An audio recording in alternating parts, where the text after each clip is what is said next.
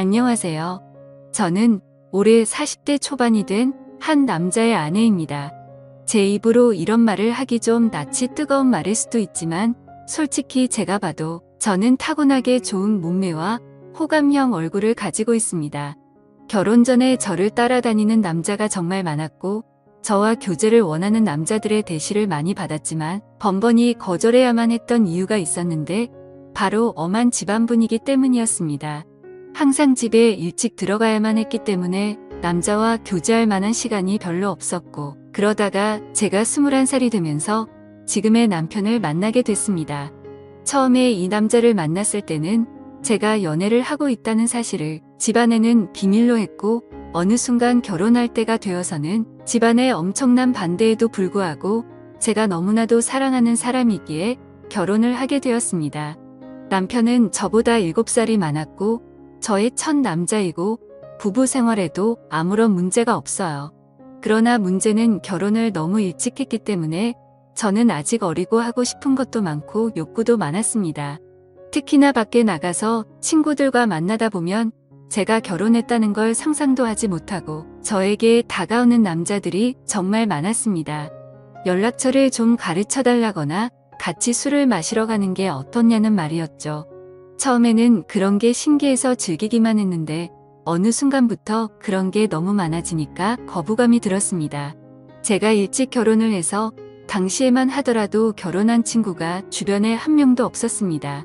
그러다 보니 친구들이 나이트에 가서 놀았던 이야기를 한다거나 남자친구와 만나고 헤어지는 이야기를 들으면 부럽기도 하고 저도 처음에 남편을 만났을 때의 그런 설레임을 다시 한번 가지고 싶다는 생각을 하기도 했습니다.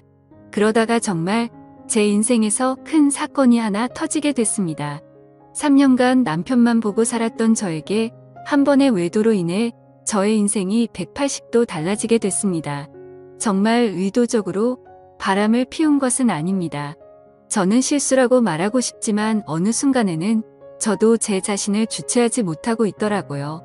제가 20대 초반이었을 때 그때까지만 해도 저는 다른 남자를 만난다는 것은 범죄라고 생각했고 인간으로서 쓰레기 같은 행동이라고 생각했습니다.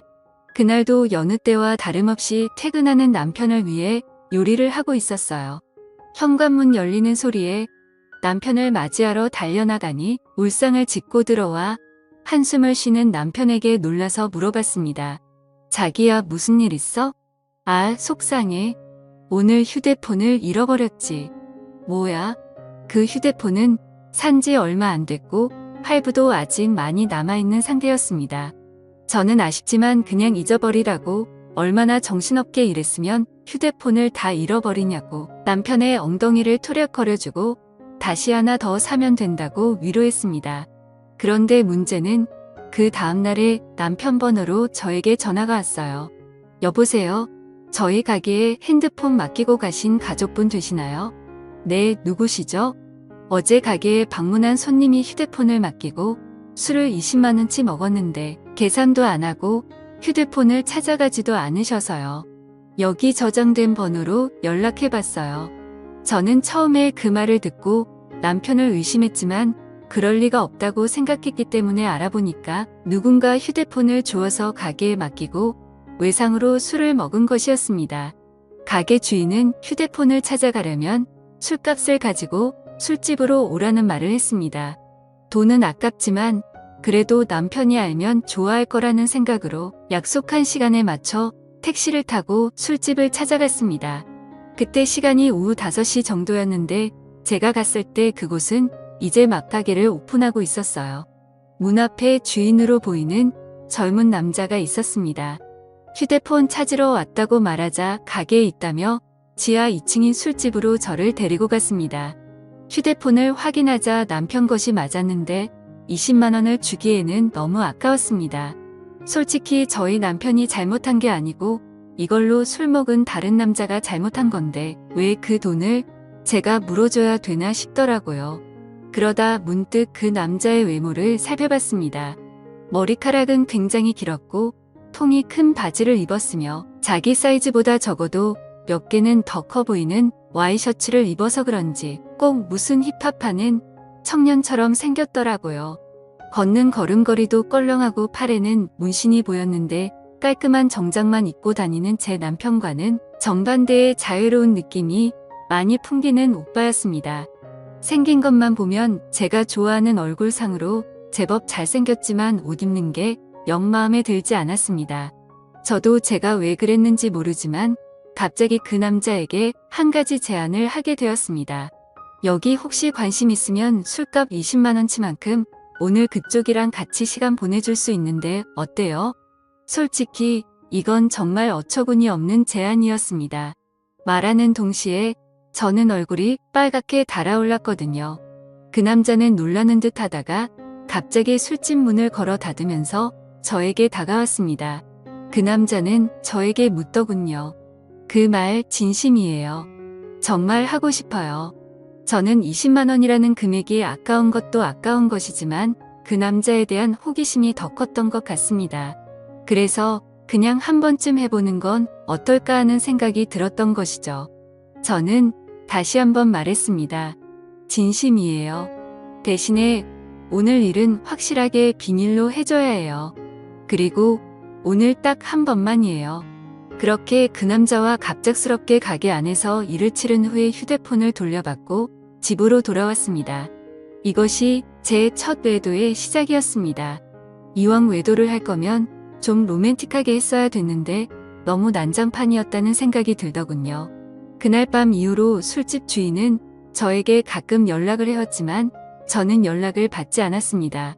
막상 해보니까 그다지 좋지도 않았고 오히려 다른 걸 더 느껴보고 싶다는 생각이 들었기 때문입니다. 그 뒤로 저는 남편 외에 다른 남자를 만나는 것에 대해 호기심이 생겼어요.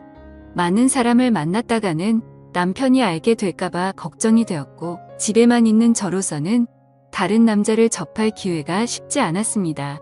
그러다 생각지도 않았던 사람과의 일이 벌어지고 말았습니다. 여름방학이라고 대학생이었던 남편의 동생이 서울 구경을 하고 싶다며 저희 집에 놀러 오게 된 적이 있는데 워낙에 나이 차이도 얼마 안 나고 저도 대입시험을 본 지가 엊그제 같아서 이런저런 얘기하면서 친해졌습니다. 그리고 넉살이 좋은 도련님은 형수라고 하며 저를 잘 따랐습니다. 도련님 입장에서는 나이 차이가 얼마 안 나니까 제가 불편할 수도 있었는데 별로 개의치 않고 행동하는 걸 보고 좋다고 생각했습니다. 그러다 하루는 도련님이 놀러 나갔다가 비가 무척 내려서 집에 일찍 온 날이었습니다. 남편은 출근한 상태였고 우산을 미처 준비하지 못한 터라 비를 흠뻑 맞고 집에 들어온 도련님에게 갈아입을 옷을 가져다 주며 씻으라고 하고 과일을 깎았습니다. 거실에서 단둘이 과일을 먹으면서 이런저런 이야기를 나누었고 그날따라 제가 눈을 마주치면 도련님은 어색한 듯 피했는데 그 묘한 느낌이 아직도 생각이 나네요. 그 어색한 기운을 깨고 싶어서 머리에서 생각한 대로 질문을 던졌어요. 도련님 애인 있어요? 지금은 없는데 형수님 같은 예쁜 여자 있으면 당장 애인하고 싶죠. 소개해 주실래요? 오, 그럼 다 같은 여자 있으면 결혼도 할 거예요. 당연히 당장 하죠. 한치의 고민도 없이 당연하다고 말하는 도련님을 보며 이상한 충동이 일어났습니다. 저는 그런 도련님의 손을 덥석 잡아버렸고 눈을 쳐다보며 물었습니다. 이렇게 하니까 설레이기도 해요. 한참 정적이 흐르고 얼어있던 도련님은 마주잡은 손에 슬쩍 깍지를 끼더라고요. 그렇게 저와 도련님 사이에 묘한 감정이 흐르기 시작했습니다.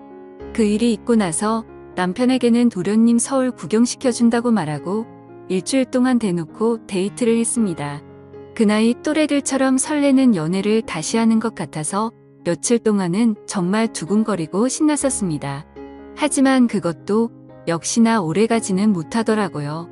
일주일 후에 터미널에서 도련님을 보내고 나니 그 뜨거웠던 마음이 순식간에 식어버렸습니다. 몸이 멀어지니까 자연스럽게 마음도 멀어지게 된 것이고 계속해서 저를 달래주지 않으니 저도 흥미를 잃게 됐습니다. 그렇게 여름이 지나고 날씨는 조금씩 선선해지기 시작했습니다. 심심한 마음에 남편 몰래 휴대폰 어플로 채팅이라는 것도 해봤지만 이렇다 할 만남을 가지지는 못했습니다. 제 주변 또래 친구들은 채팅하는 어플로 친구도 많이 사귀고 연애까지 하는 애가 있던데 이상하게 저는 별 볼일 없는 남자들만 꼬이는 것 같았습니다. 그렇게 애매하게 시간을 보내다 보니 명절이 다가왔는데요. 저희 시댁은 춘천 쪽에 있었는데 연휴 전날부터 가서 신나게 명절 음식하고 설거지하고 집안에 하나밖에 없는 며느리라 몸이 부서지도록 일을 했어요. 언제까지 며느리가 이렇게 일해야 되는 거냐고 투덜거리기는 했지만 워낙에 나이 차이가 많이 나니까 대들지도 못하겠더라고요. 명절 다음 날 아침에 친정집에 가려고 준비를 하는데 시어머님이 점심을 먹고 가라고 하셨습니다. 또 내가 밥을 차려야 하나 싶어서 순간 짜증이 확 났지만 얼굴에 최대한 티를 안 내고 있었는데 남편이 너무 미적미적대는 거예요. 빨리 준비하고 출발해야 하는데 준비를 하는 둥 마는 둥 조금만 더 누워있다가 가면 안 되냐고 TV나 보고 앉아있고 정말 답답해 미치겠더라고요. 그래서 남편을 방으로 데리고 와서 밖에 들리지 않게 작은 소리로 말 다툼을 했습니다. 우리 부모님도 나를 보고 싶어 한다고 빨리 준비 안 하면 혼자서 가겠다고 말하면서 감정이 안 좋은 채로 친정집으로 향했습니다. 남편은 친정에서도 기분이 안 좋은 티를 숨기지 못했고 저는 그럴 거면 그냥 먼저 가라고 말했습니다. 화가 난 남편은 저녁에 볼 일이 있다고 하며 먼저 집에 올라간다고 하고 올라가 버렸습니다. 무슨 일이냐는 친정 엄마의 물음에 별거 아니라고 대답하고 방에 들어와 혼자서 분을 삭히고 있었습니다. 저렇게 마누라를 배려하지 못하는 남자인 줄 몰랐는데 정말 충격적이었죠. 싸우느라 못 봤던 휴대폰을 열어 메시지를 확인해 봤더니 초등학교 동창 중 한 명에게서 연락이 와 있었습니다. 동창회를 하니 꼭 나와달라는 문자였고 오늘은 술을 꼭 마셔야겠다는 생각에 서둘러 준비를 하고 초등학교 동창회에 나갔습니다. 그 자리에 나가니 이미 20명 정도가 모여 있었고 명절인데 다들 할 것도 없이 이렇게 나와서 놀고 있냐고 조상님도 없냐는 농담을 건넸습니다. 그러자 친구들은 요즘에 누가 조상님 챙기냐고 우리끼리 재미있게 잘 먹고 잘 살자면서 술이나 마시자고 하더라고요. 졸업하고도 연락을 하는 친구도 있었지만 졸업하고 나서 처음 보는 친구도 있었습니다. 그래도 초등학교 동창이라는 유대감이 있었기 때문에 편하게 대할 수 있었죠. 그 중에 눈에 띄는 친구가 한 명 있었는데 초등학교 때 어린 눈에도 너무나도 도시아이처럼 깔끔했었던 제 짝꿍이었습니다. 그 아이는 피부도 하얗고 공부나 운동도 잘했었기 때문에 어릴 적에 잠시나마 좋아했던 남자였어요. 제 기억상으로는 그 아이도 예뻤던 저를 좋아했었고 동네도 가까워서 자주 어울렸었던 기억이 납니다. 문방구에서 같이 과자를 사 먹으면서 집에 같이 가기도 했었고 지금 생각하면 유치한 편지도 주고받았었는데 오랜만에 보니까 훨씬 더 반갑고 기분이 좋았습니다. 그 친구는 6학년 때 전학 가서 그 이후로는 처음 봤고 멀리서 봐도 어릴 적 그 모습이 상당히 많이 남아있어서 그때 설레임이 새록새록 기억났습니다. 저는 반가워하며 그 친구 가까이 가서 말을 걸었어요. 어머 건우야 어떻게 연락 한 번을 안 했어? 안 그래도 너 결혼했다는 말 들었는데 연락을 못 하겠더라. 그 친구와 계속해서 대화를 하면 할수록 저는 그에게 점점 빠져버리고 말았습니다. 제가 아마 결혼을 하지 않았다면 꼭 이런 남자와 연애를 했을 것 같다는 생각이 들 정도로 마음에 드는 친구였거든요. 이 친구랑 따로 나가서 술을 마시고 싶고 오늘 반반이라도 짧게나마 설레는 감정을 느끼고 싶었지만 저는 결혼한 여자였고 그 아이가 저를 나쁜 여자로 볼까봐 신경이 쓰였어요. 술자리가 끝나갈 때쯤 애들은 하나 둘씩 빠져나가기 시작했습니다. 저 역시 집에 가야 할 때가 왔어요. 제가 인사를 하고 나오자 그 남자도 따라 나왔고 택시를 잡으러 같이 걷기 시작했습니다. 슬며시 제 손을 잡아오는 그 남자를 쳐다보니 저를 보며 웃고 있더라고요. 오늘은 완전히 끝나버린 줄 알았던 설레는 감정이 다시 살아나기 시작했고 그렇게 손을 잡은 채로 저희는 한동안 말없이 걸었습니다. 우린 서로 끌어안다시피 해서 길을 걸었어요. 택시를 타면 금방 헤어질 것 같아 너무 아쉬워서 걸어서 집까지 갔습니다. 오랫동안 걷다가 도착한 저희 집 현관 앞에서 저를 물끄러미 쳐다보더니 제 볼에 뽀뽀를 하고는 부끄러운 듯 급하게 인사하며 뛰어갔습니다. 남편하고도 안 좋은 상황에서 그를 만난 건 정말 사막의 오아시스를 찾은 기분이었어요. 그 뒤로 저희는 종종 따로 만났고 제가 서울로 올라가서도 계속 연인으로 지냈습니다. 그러다 2년쯤 지났을 때 그 아이도 장가를 가게 되었고 그렇게 저희 둘의 만남은 끝이 나는 줄 알았습니다. 저도 중간중간에 다른 남자도 몇 번 만나봤고요. 하지만 정말 사랑이라 느낀 건 그 남자가 유일했던 것 같습니다. 저희는 결국 재회를 했고 40이 넘는 지금까지도 몰래 사랑을 하면서 만나고 있습니다.